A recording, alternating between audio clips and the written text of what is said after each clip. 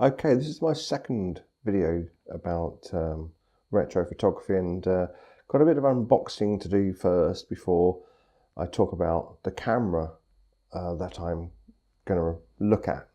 And but before I could do the camera, I had to get this. And I know what's inside the box, but again, Amazon ridiculously package things. So I'm just going to see if I can get it open. Oh, crumbs. Let's see that twist round and open here.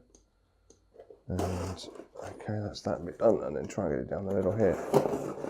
There we go. Okay, so all this packing for something so small. Is there anything in there at all? Yeah, there it is. Okay. And what we've got is a 2CR5 battery, and these are used in the old Canon cameras, the Canon EOS cameras that were film cameras, and I had a number of them in my time, and one of them, which I'm going to show you now, I've not tested the camera, I don't know if it works, and I bought it for a really good price. So if I click my fingers, and the camera's here. It's a Canon EOS 1000 FN, and it was one of the first real cameras with an auto wind I ever really had, back in the, I think it was early 1990s. I'd have to check the date when it was actually released. But anyway, what's interesting is with retro photography, the cameras that are making the money are the old silver cameras, the ones that had manual exposure, because these are more like modern cameras. They have the same sort of functions, the different modes that are quite the same as modern cameras, so they're not as valuable. So I actually got this for £4.99 off eBay. So you can pick yourself up a nice retro camera. It's okay, I got the body only. However, we have a cash converters in Bedford, and I bought this lens to go with it, and this was I think it was about £16. So I've got a 28 to 80 what is it, 4.5, 5.6 lens. So I've got just over 20 quid. I've got a camera. Okay, so we'll put that on there. Okay. Okay, I have put the battery inside it, so I've not switched it on. So let's have a switch it on and see what happens. So switch from the lock position to program. Okay, so it's come on. Let's see if it will work. Yep, it's focusing, or it's trying to focus anyway. So I'll put it across there. Let's see if I can get it to. Okay. One of the things about this particular camera is it actually only works at 1 frame a second, and it actually winds the film fully through to the end and then winds backwards into the spool. So what I'll do is I'll try and load it up with a film. So back in a second. It's a little difficult to do this, but what I'm going to do is do it from the side. I actually film with a Sony Alpha 7S, so I can't flip around the screen, which is one of the drawbacks of having this type of camera. So I'm going to load it from the side, and I've got some 200 ASA film, which is a Kodak colour film, 36 exposures. Now, this here is basically like a barcode that tells the camera what ISO speed to run at.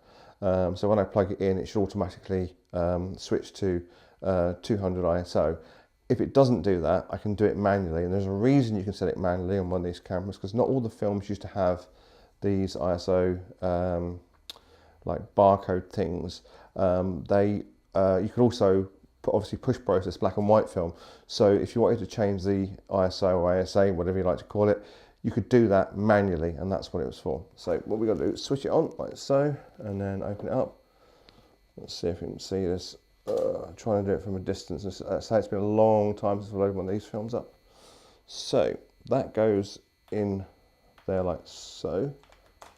Okay, and then what you've got to do, you have to drag it across to the orange dots. Now when I close it up, theoretically, if this is working properly, it should take the film all the way through, right to the end of the film, because the way these cameras work was it actually when you take a shot, it winds it backwards. So you actually start from 36 and go backwards. And there you go, it's taking the whole film through.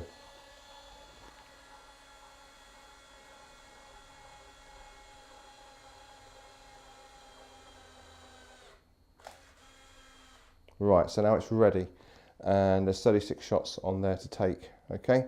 One of the other things that you can't do, one of the things you can't do with this particular type of camera is you can't use infrared film in it, for the simple reason it's got an infrared reader inside the camera. I think, I read this in a photographic magazine that there's these Canons had like an infrared sensor, so to wind the film it carried the sprockets to measure the distances. I don't know how true that is, but that's what I was told. Now, okay, right, I don't know how close I can get without it going out of focus. So, okay, so now we've got it in focus. At the moment it's in program mode, and this is very, very similar to the modern cameras with the dials. So, one of the funny things that I looked up in the manual just a little while ago was, I just thought that was like a perfect picture mode. So basically it will just take a perfect picture for you. It's just called the green zone. So what that's meant to say is, I think it's meant for people who have never used this type of camera before. They can switch it to that and they'll know the camera will automatically set itself to how it should be. And you've got different modes in here. You've got things like portrait mode, landscape mode, close-up and sports. Now, what it does is it will set the camera. An example would be in sports mode, it'll give you a fast shutter speed. So it would then have obviously a wider open aperture to capture, depending on what film speed you had, what light you had. But it was always try and work out the best shot for you. Whereas all that is basically a mirror of what's on this side. So you have the program mode, the TV mode, which I don't know why I call it TV for, but that was then basically a shutter priority. So if I change the dial on this side, you can see I'm actually picking the shutter speed, and when I focus it'll pick the aperture. Now, and then you've got the opposite, which is the aperture priority, where you pick the aperture and it selects the shutter speed for you, okay? And then you've got fully manual, where you can just switch between both. You can set the aperture, you can set the shutter speed. Okay, quite a nifty little thing that this has got called depth. And what this depth does is, a lot of modern cameras, you don't have depth of field preview, where the old cameras, you actually see the depth of field, and you can actually see it actually on the lens as well. There'll be a marking how far your depth of field was, depending on your aperture. And you would basically focus to one point, focus to the second point, and then refocus to the first point, and it would actually work out the best depth of field for you for that particular shot. Okay, this is a really strange. Basically, it's SF was, I've forgotten now. Hold on a second. Yeah, SF was, I think, was soft focus. So basically, I don't know how that works. I've never ever used it at all, but it creates a soft focus effect. Okay, and next on the dial, you can actually choose between 1 of 4 different types of tones for your self timer. So basically, you switch to that mode, you can select 1 of 4 different modes. So when you go into the self timing mode and then you press the shutter button down, it will play a beep or it'll play a song, or so on and so forth.